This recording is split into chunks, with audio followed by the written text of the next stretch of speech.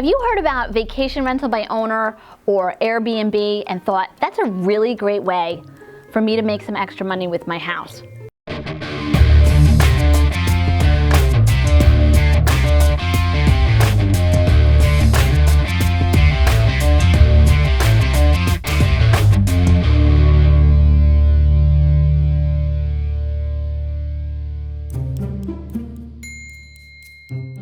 And the short answer is yes, it totally is. I've stayed in some really fantastic Airbnbs, and my family and I have had a really nice time.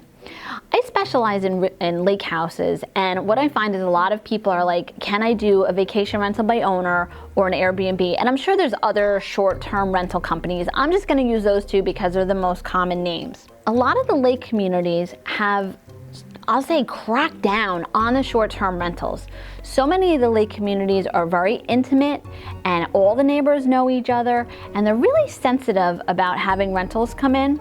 So before you invest in a lake house thinking that you're going to use Airbnb or one of the short-term rental companies to offset your costs, you really need to look into the rules and regulations of the different lakes.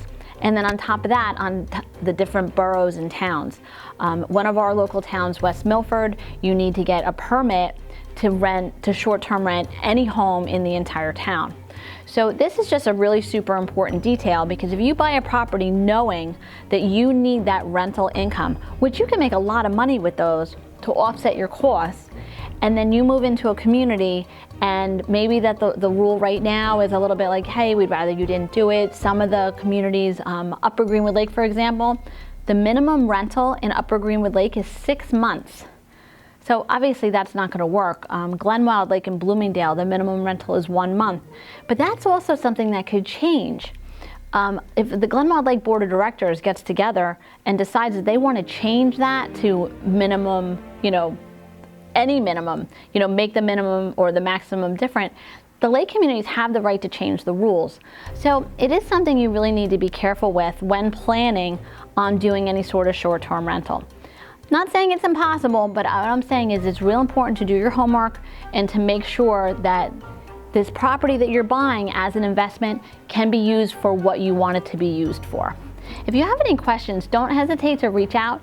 I'm Jennifer Ellis from Home Sweet Home Enterprises. I specialize in lake communities in northern New Jersey and can help you find a property. Thanks for watching.